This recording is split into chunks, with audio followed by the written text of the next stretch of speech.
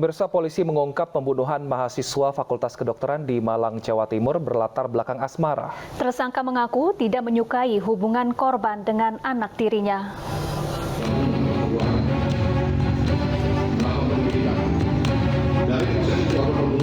Polisi mengungkap motif pembunuhan seorang mahasiswa Fakultas Kedokteran di Malang, Jawa Timur. Menurut pengakuan tersangka, ia tidak menyukai hubungan asmara korban dengan anak tirinya. Tersangka menuduh korban mengirimkan percakapan mesum dengan anak tirinya. Selain itu, tersangka juga berniat menguasai harta benda korban. Kemudian korban ini sering dimintai uang oleh tersangka, dan yang terakhir rekening dari korban melalui mobile bankingnya itu dipindahkan ke rekening tersangka. Di motif yang lain yang kita temukan sampai saat ini adalah tersangka ini selaku ayah tiri dari pacar korban memiliki rasa suka terhadap anak tirinya. Sebelumnya tersangka dan korban cekcok saat tengah pergi berdua. Tersangka menganiaya korban hingga tewas. Jasad korban kemudian dibuang ke lahan kosong dan ditemukan warga sekitar. Akibatnya tersangka terancam hukuman maksimal 20 tahun penjara. Dari Surabaya, Jawa Timur, Hari Tambayong, iNews melaporkan. Pemirsa, diduga karena sakit hati kepada suaminya, seorang ibu tega meracuni kedua anaknya sebelum bunuh diri. Dari hasil penyelidikan sementara, diduga pembunuhan ini sudah direncanakan oleh pelaku.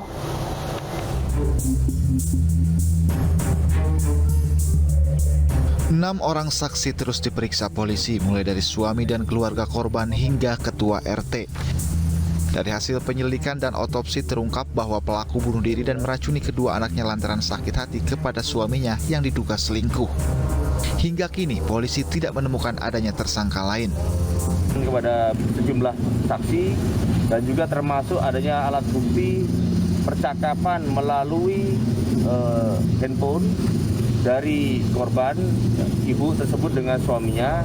Ini adalah adanya dugaan sakit hati, adanya dugaan perselingkuhan yang dilakukan oleh suaminya. Sementara itu, rumah satu keluarga tewas di Kabupaten Garut, Jawa Barat masih dipasang garis polisi. Polisi tak ingin tetangga atau kerabat memasuki rumah selama penyelidikan. Posisi ini ada mulut berbusa. Oh, mulut berbusa.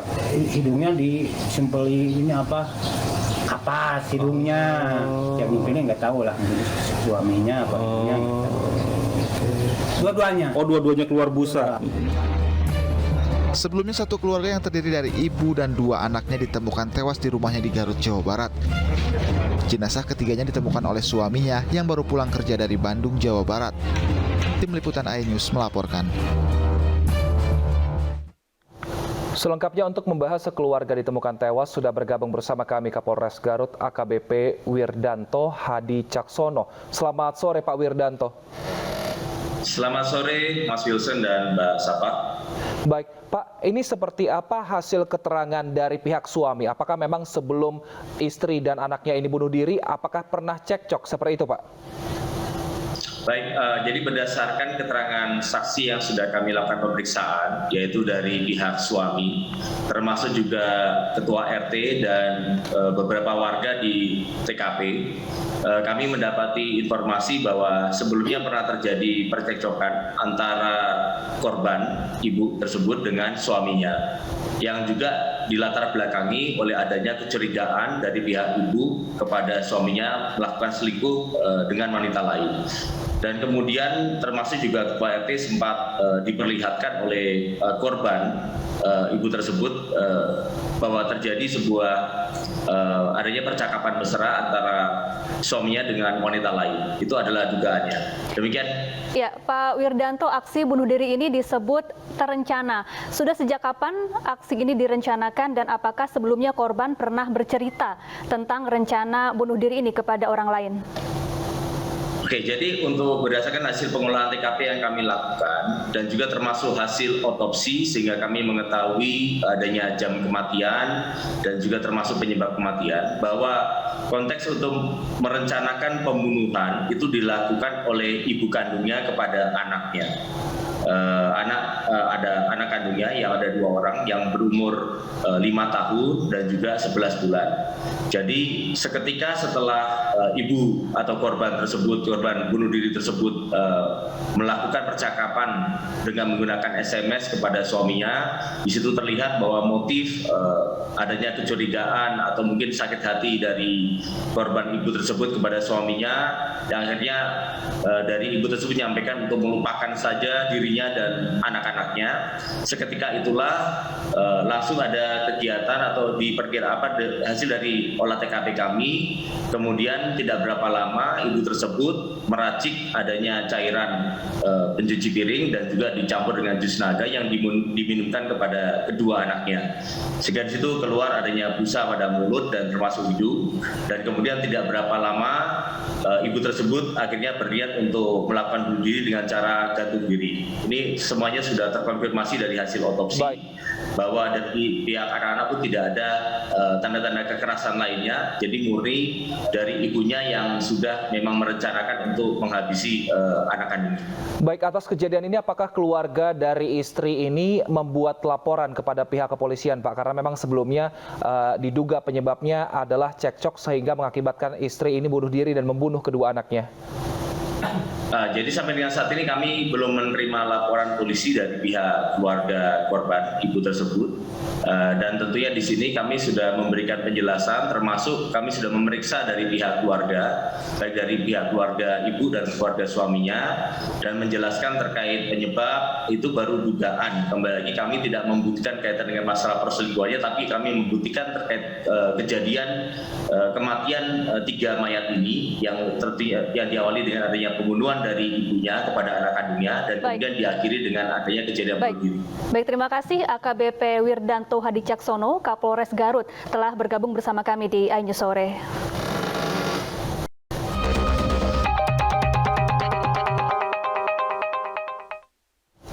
Pemirsa, seorang oknum Polri menjadi eksekutor dalam kasus penembakan yang menewaskan anggota Dinas Perhubungan Kota Makassar, Sulawesi Selatan. Adapun motif pembunuhan itu diduga karena cinta segitiga.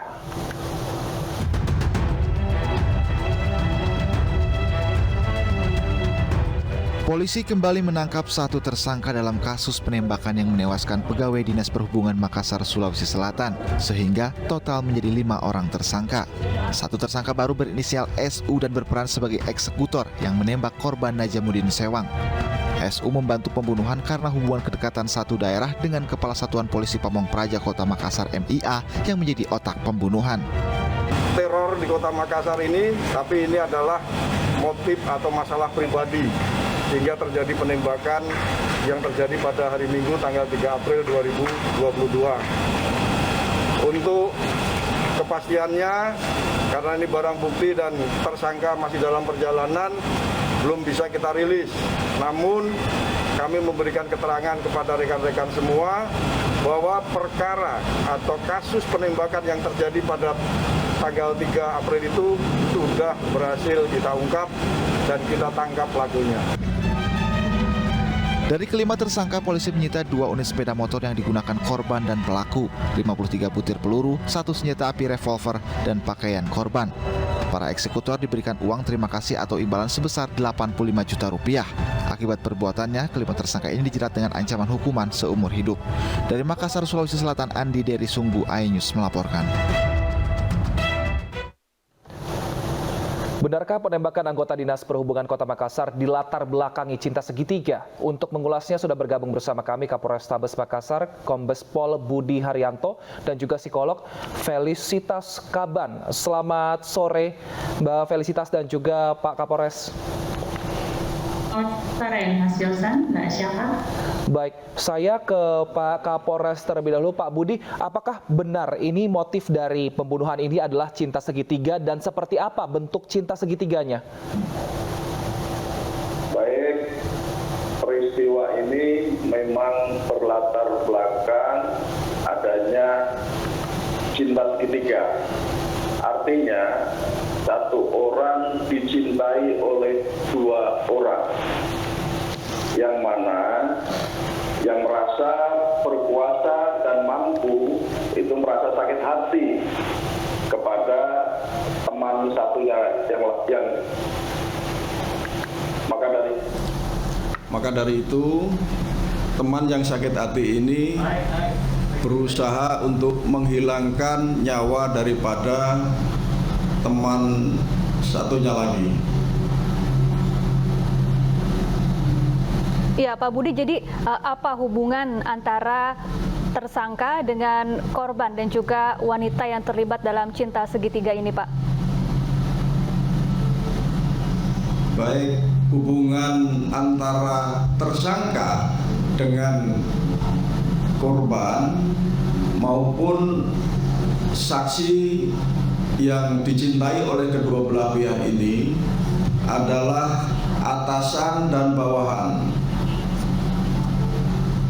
Baik, Pak, apakah ini benar? Kami ingin konfirmasi bahwa Kasat Pol PP ini sudah merencanakan pembunuhan dari tahun 2019, Pak. Benar, karena keterangan saksi mengatakan begitu, bahwa upaya-upaya untuk menghilangkan nyawa korban sudah dilakukan sejak tahun 2020. Ya, hingga saat ini sudah ada berapa orang yang jadi tersangka dan apa peran masing-masing dari para tersangka? Baik, tersangka yang sudah kita tetapkan dan dalam penahanan kami, yang pertama adalah otak pelaku, yang kedua adalah perantara, yang ketiga adalah yang memiliki senjata, yang keempat adalah eksekutor, dan yang kelima adalah orang yang tahu persis kejadian tersebut dan ikut mengancam korban pada saat korban masih hidup. Baik, saya ke Mbak Felicitas. Mbak, seperti apa ternyata dendam dan juga cemburu ini sehingga akhirnya pelaku ini tega menghabisi nyawa seseorang? Ya, Mas Wilson. Jadi kalau kita lihat dari perilaku respon ini ada beberapa aspek yang harus diperhatikan ya. Jadi kalau dendam, cemburu, emosi itu betul aspek emosi dalam sisi psikologi seseorang yang harus dipertanyakan. Jadi semestinya seseorang yang sudah ada di level dewasa dia sudah bisa mengetahui bahwa efek dari kecemburuan, efek dari dendam kalau dia berbuat sesuatu nanti jangka panjangnya seperti apa. Jadi aspek ini yang mungkin nanti bisa digali lebih dalam bahwa ada apa nih dari sisi emotional intelligence orang tersebut, Mas Wilson. Iya, Mbak Felicitas, kira-kira apa saja faktor yang membuat seseorang menjadi begitu tega mengakhiri nyawa orang lain bahkan sudah direncanakan sejak lama begitu? Ya, banyak faktor yang bisa kita analisa, Mbak Syafa. Jadi salah satunya adalah berada di salah satu lingkungan institusi yang sama, gitu ya. Jadi mereka mungkin ada beberapa kali terlibat kegiatan, beberapa kali terlibat komunikasi, ada respon apa, ada kejadian apa sebelumnya, gitu. Mutlakkah berhubungan dengan dendam dan percintaan asmara, atau memang ada latar belakang lainnya, gitu. Jadi kalau dilihat ada faktor dari emosionalnya ada, pengendalian emosi pasti. Nah, kognitif nih, cara pola seseorang berpikir bagaimana. Rules antara atasan bawahan, senioritas seperti apa, apakah ini ada yang berhubungan dengan pride, rebut-rebutan kekuasaan, atau merasa bahwa dikesampingkan, tidak diakui. Nah, itu juga bisa menjadi faktor terbesar, Mbak Syafa. Baik, saya ke Pak Budi. Pak Budi, ini kan sudah direncanakan dari tahun 2020. Apakah sebelum ini ada juga upaya-upaya yang dilakukan pelaku untuk menghilangkan nyawa korban? Baik, berdasarkan keterangan saksi yang sudah kita dapat, si pelaku ini dari tahun 2020 berusaha untuk mencoba menghilangkan nyawa korban. Salah satunya dengan cara pergi ke orang pintar atau dukun. Nah, tersangka kedua inilah yang diperintahkan oleh pelaku utama untuk melempar sesuatu ke rumah korban dengan harapan korban bisa meninggal dengan upaya-upaya kedukun itu. Baik, artinya sudah ada pernah upaya yang dilakukan. Nah, tapi saya ingin lanjut ke Pak Budi. Pak Budi, apakah memang penembak ini seorang polisi? Apa jabatannya dan dari mana Pak mendapat pistol yang digunakan untuk membunuh pelaku? Pelaku eksekutor benar oknum Polri. Ya, kami ulangi, oknum Polri. Yang bersangkutan mendapatkan senjata dengan cara membeli secara online. Dan setelah kita dalami, penjual senjata itu ada jaringan ke teroris. Ingin kembali bertanya ke Mbak Felicitas. Mbak Felicitas, apakah oknum-oknum yang merasa memiliki jabatan dan kekuasaan bisa dianggap lebih mudah begitu melakukan aksi kejahatan seperti ini, Mbak? Apa pengaruhnya? Kalau dibilang pengaruh jabatan mempermudah, pastinya ada ya, bahwa atasan pasti lebih mudah berkoordinasi dengan bawahan atau timnya gitu. Tapi balik lagi, untuk usia, level psikologi seseorang itu sudah ada beberapa faktor dalam mengambil keputusan, Mbak Syafa. Jadi apa yang harus dia lakukan, menginstruksikan apa nantinya, itu kita sudah punya beberapa pilihan. Pilihan inilah yang harus mengikuti tentang sebab akibat, nanti jangka panjangnya seperti apa. Dan kalau untuk atasan bawahan itu berarti kan dia cuma satu arah, memberikan instruksi dan bawahannya mengikuti saja. Nah, ini yang harus diperhatikan, bahwa mereka betul-betul deal atau setuju dengan tindakan ini atau atas dasar mengikuti arahan saja, Mbak Syafa. Baik, lalu Mbak Felicitas, ini sebenarnya mengenai cinta segitiga ini sendiri, mengapa mungkin kedua pria ini cukup egois seperti itu untuk merebutkan satu orang perempuan sehingga hal ini terjadi? Apa yang bisa dilakukan kira-kira untuk meredam emosi tersebut dan juga mengalihkan ke hal-hal yang lebih positif, tidak hingga menghilangkan nyawa seseorang seperti ini, Mbak Felicitas? Ya, jadi kalau dalam menjalin hubungan itu pure aspek emosional, Mas. Jadi kalau dibilang aspek emosional adalah aspek bagaimana dia bisa menjalin hubungan dengan orang lain. Hubungan orang lain ini bisa pasangan, teman, atasan bawahan, relasi, berkeluarga. Jadi kalau sudah dilihat bahwa oknum-oknum ini mungkin sudah punya keluarga, berarti dia sudah bertanggung jawab untuk keluarganya, begitu ya. Tapi kalau dia sanggup berhubungan secara intimasi, lebih dekat dengan orang lain atau lawan jenisnya, berarti pengelolaan emosi, menjalin relasi batasan-batasannya yang tidak jelas atau mereka tidak bisa disiplin dalam menjalin relasi.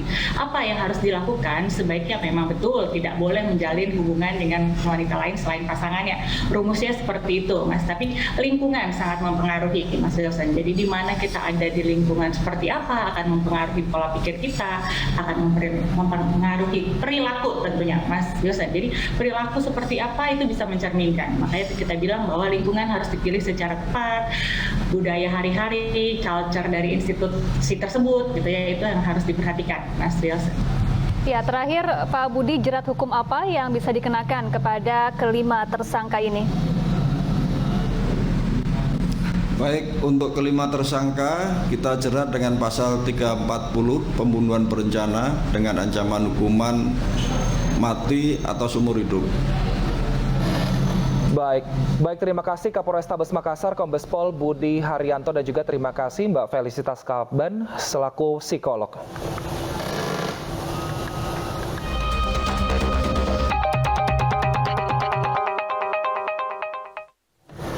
Pemirsa, ratusan pemuda yang menggelar sahur on the road dibubarkan petugas. Informasinya usai jeda, tetaplah bersama kami.